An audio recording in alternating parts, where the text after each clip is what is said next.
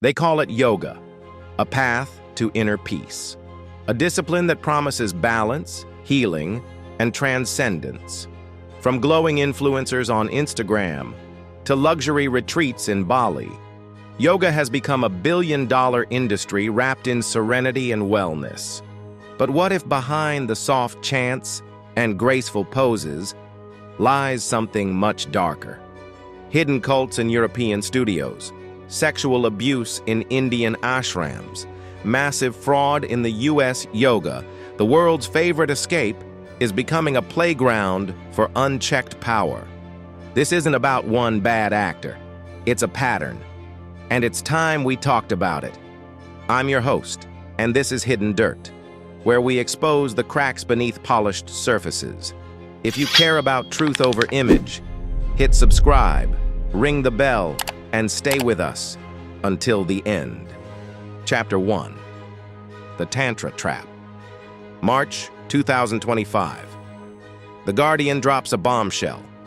The Tara Yoga Center in London, calm, spiritual, serene, was revealed to be linked to a cult. It all started with Miranda, 32 years old, an English teacher searching for peace. But instead, she found doctrine disguised as wisdom, and devotion demanded as proof of loyalty. The man behind it all? Gregorian Bivolaru, a convicted sex offender, wanted by Interpol, caught in France. Yet, his teachings still live on. Women were allegedly coerced into initiations, ritualized sexual encounters, presented as sacred. Consent, belief, manipulation, the lines were blurred. But this wasn't an isolated case. The Tara Center was just one of several affiliated with Bivolaru's movement known as MISA, the Movement for Spiritual Integration into the Absolute, a group that operated across Europe from Denmark to Germany. Court documents and testimonies revealed that members were ranked by sexual openness, loyalty to the leader, and willingness to perform in spiritual pornographic films distributed among elite circles. This wasn't about yoga. It was about control, about obedience, masked as devotion. Chapter 2. Guru, Leader, Predator. Bikram Choudhury, K. Patabi Joyce, Yogi Bhajan. 3 names, 1 pattern. Bikram built an empire, 600 studios, claimed to heal minds and bodies, but 6 women accused him of rape and harassment. He fled the US in 2016, still teaches, still celebrated. And he didn't operate alone. Former employees claimed he surrounded himself with enablers, people who silenced dissent, intimidated victims, and protected the brand. Patabi Joyce, father of Ashtanga Yoga, revered by celebrities and influencers. But behind the fame, students described his adjustments as sexual assault.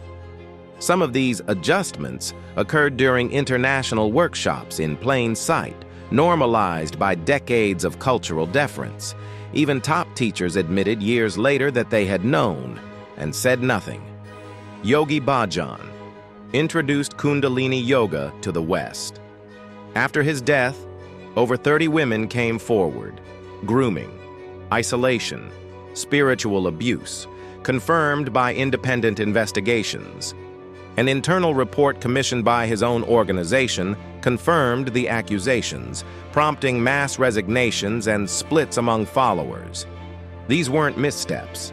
They were systems, protected by money, secrecy, and misplaced reverence. Chapter 3. The Rise and Fall of Guru Jagat. Katie Griggs, better known as Guru Jagat. She mixed yoga with fashion, podcasts, and conspiracy. The Rama Institute grew fast, branded robes, celebrity clients, global reach. But behind the curtain, burnout, verbal abuse, psychological control. She called COVID a psyop, discouraged vaccines, told students they'd lose spiritual protection if they questioned her. Her style was charismatic, but authoritarian. Students were discouraged from seeing doctors. Dissenting voices were cast out as low frequency. When she died suddenly in 2021, her empire fractured. Some left, others still believe she was divine. Same method, different wrapping. Chapter 4. The Business of Belief. Yoga isn't just sacred, it's profitable. Yoga to the People collapsed in 2024. Founder Greg Gumuccio, convicted of tax evasion, over $3.5 million, hidden. He preached humility, but behind the scenes, there was coercion, emotional manipulation, exploitation.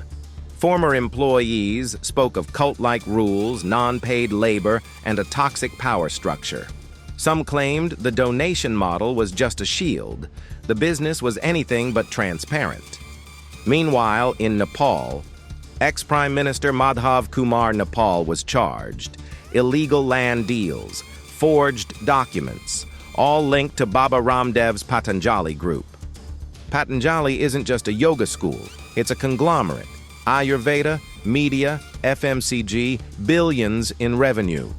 Critics say its rapid expansion has been fueled by political collusion, unchecked market control, and dubious legal practices. The sentence? 17 years. The profit? Billions. Chapter 5. Isha and Immunity. Sadguru, spiritual rock star, speaker at the UN, founder of the Isha Foundation. But behind the spotlight, whistleblowers described a culture of silence, sexual harassment, child abuse allegations at Isha homeschool, retaliation, spiritual blackmail. Victims were told, it's just karma. Investigations were buried, complaints erased. The brand had become bigger than the truth. Multiple reports also raised concerns about ecological violations, construction on protected forest land, lack of environmental clearances. Legal battles dragged on, but the ashram continued to grow. Critics say the foundation uses its visibility and spiritual brand to suppress dissent and sidestep accountability. Chapter 6. The Pattern. So what ties it all together? Not the style, not the country, but the structure. A charismatic figure, unquestioned loyalty, obedience framed as growth, doubt framed as betrayal, abuse framed as awakening. It's not about yoga, it's about power. And when spiritual tools are sold like products, when gurus are protected like brands, when silence becomes more profitable than justice, healing becomes a weapon. Chapter 7. What you can do. If you're still here, thank you. You're part of the solution. We're not telling you to abandon yoga. We're telling you, reclaim it. If you're a survivor, your voice matters. Drop your story, even anonymously. You might help someone else feel seen. If you're a student, ask questions. If you're a teacher, model boundaries. If you run a studio, create real accountability. Protect what yoga was meant to be. Support independent complaint structures, no-touch consent policies, trauma-informed education, decentralized authority models. Because real spirituality doesn't fear the truth. Final message. We started with peace. We uncovered power. Now it's your turn to bring light to the hidden. Like this video to support the truth. Share your story in the comments. Subscribe for more. Send this to someone who needs to see it. This is Hidden Dirt, where we expose the rot beneath the roses. Stay aware. Stay questioning. Namaste.